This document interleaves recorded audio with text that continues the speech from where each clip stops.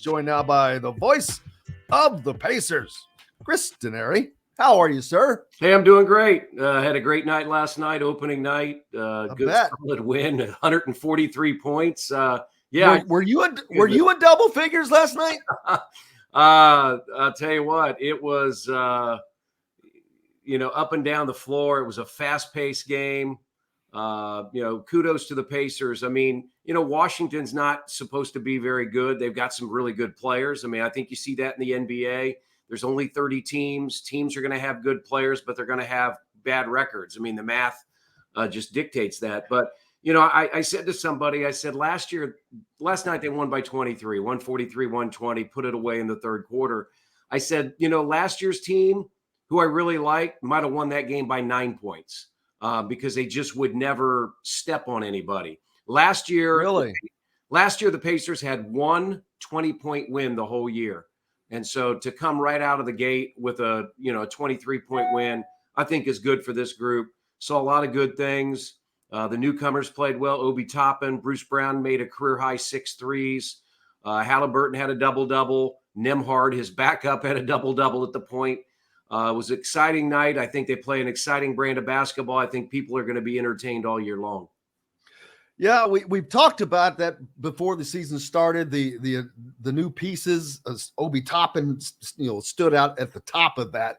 They're kind of like ironic. It's been very ironic this year. The Colts and Indiana football have been kind of paralleled each other in some ways, and the Pacers and the Indiana Hoosier basketball program parallel a little bit with big pieces coming back, but important new pieces being added to the program, and none bigger than Obi Toppin and what he was going to bring. And to see them come out of the gate like that and just start punching people in the mouth.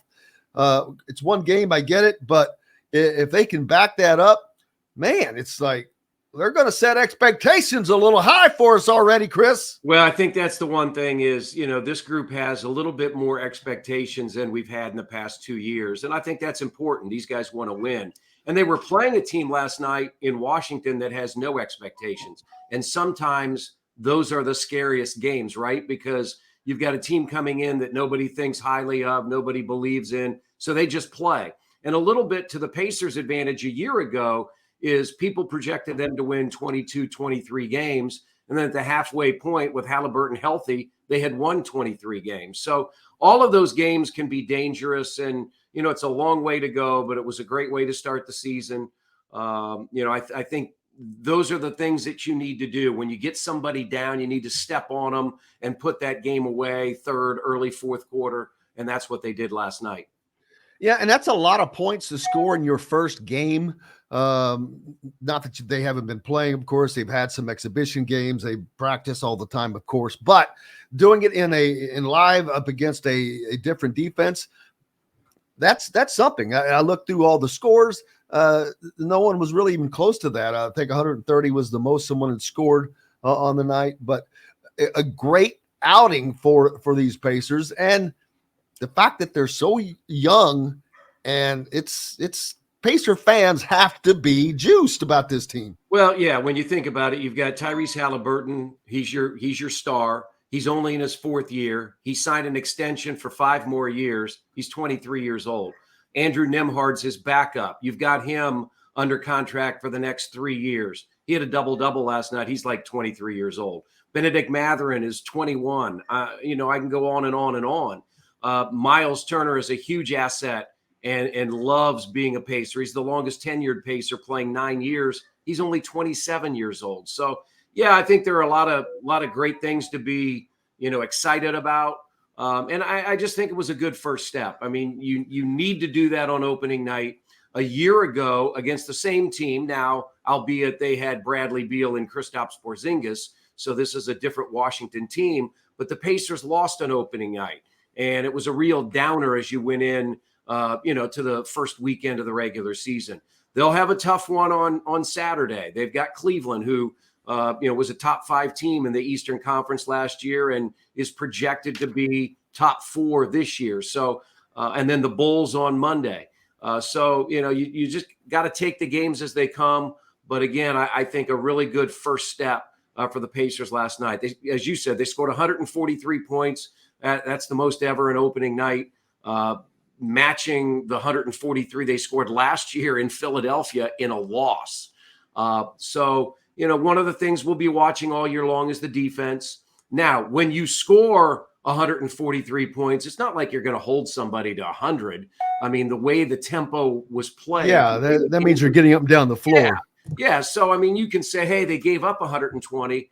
But, yeah, in a game like that, you're going to give up points. So, I think it's all about relativity. Exactly. And I think as the season moves on and as you get to 10, 15, 20 games, then it's a lot easier to look at numbers. And then those numbers help dictate how the season will go. So, yeah, very high on what happened last night, but also know that there are a lot of games yet to be played. Yeah, and as you look down through, first of all, was it Bruce Brown? Yeah, a career high 6 3-pointers. You got a guy that can do that. That's and it's not Tyrese Halliburton. That's big, huge, and that shows what the Pacers did in the offseason. They signed him to a 2-year free agent deal, bring in some pieces that I'm not saying this team is built to win the championship, but I don't know. I mean, I don't know where they can go. They're young. That usually doesn't happen to a team quite this young until it does. We look at, you want a better example, look at the Arizona Diamondbacks right now. Right. They were 78 and 86 or whatever the hell they were during the regular season, barely 12 games or something over 500, and they're headed to the World Series. So professional sports, these guys are all great. You've got Benedict Mathurin that they've added through the draft, who is growing. Buddy Hield, who was the talk of a lot of trade talks in the offseason, but 14 points off the bench. So you're getting contributions from across the board.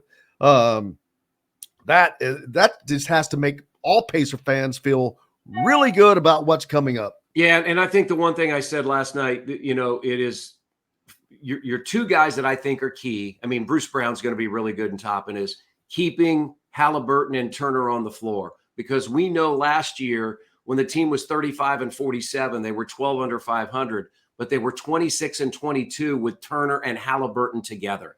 And I think that's critical that those two guys stay healthy. They are two key components. I mean, Tyrese runs the show, and Miles is such a good defensive presence and can score inside as well. So I think that's going to be essential. I mean, a lot of times you don't have control over injuries, those types of things. But if this team can stay healthy and they can keep those players in the lineup for the majority of the games, then I think, this team, has its sights set on being a playoff team. I mean, all of these players are hungry to be in the postseason. Tyrese Halliburton, Buddy Hield, they've never played in the playoffs. And so Obi Toppin and Bruce Brown come from New York and Denver. Bruce won a title. You have Rick Carlisle, who's won a title as a coach. There's some osmosis there that can help all these guys grow together and be that group that they want to be. Are they at the level of Boston or Milwaukee or Denver? No, not right now. But I think you've got a lot of young guys that can continue to grow and sort of set the table for this year leading into future years. That's what I saw happen, back in 2010, 11, 12, 13, 14, is the Pacers set the table for a couple of years and then made those great Eastern Conference Finals runs. They were in the Final Four. I mean, they got knocked out by LeBron, Dwayne Wade, and Chris Bosh and the Miami Heat 2 years in a row, but they were playing with an opportunity to get to the NBA Finals. And I think that's what this group is trying to get to. And this is, I think, an important year for them. Stay healthy. I think this team can be pretty good. Absolutely, they can. And something that stands out also to me, they were up only 73-68 at the half. So this was a tight game, but they were consistent. They score about the same amount of points in the second half, but they scored 16 of the first 20 points of the third quarter.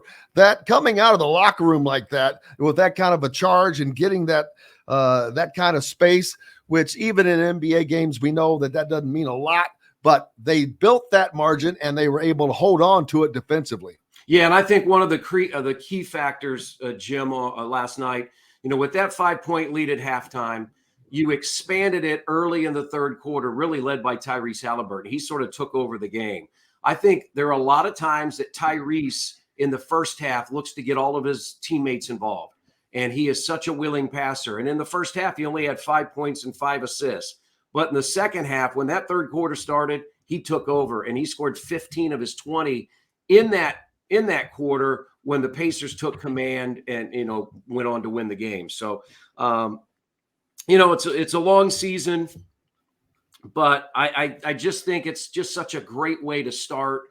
You're going to stub your toe here and there. It's not going to be perfect, but I think this team has the capability of being a better team than they were last year, no question. And can they put themselves in position not just to be in the play-in, but to be a playoff team? I mean, that's what all of these guys want. And so the steps that this group has taken over the last 2 years, they've sort of jumped some steps, right? I don't think anybody thought that they'd be in a position where they are now talking about potentially being a playoff team. But I think that's a real story that will follow all year long. Don't want to put, too much pressure on and have all these elite expectations. But honestly, I think these players want expectations. They want to be recognized. They want to be the best that they can be. So they're willing to deal with that.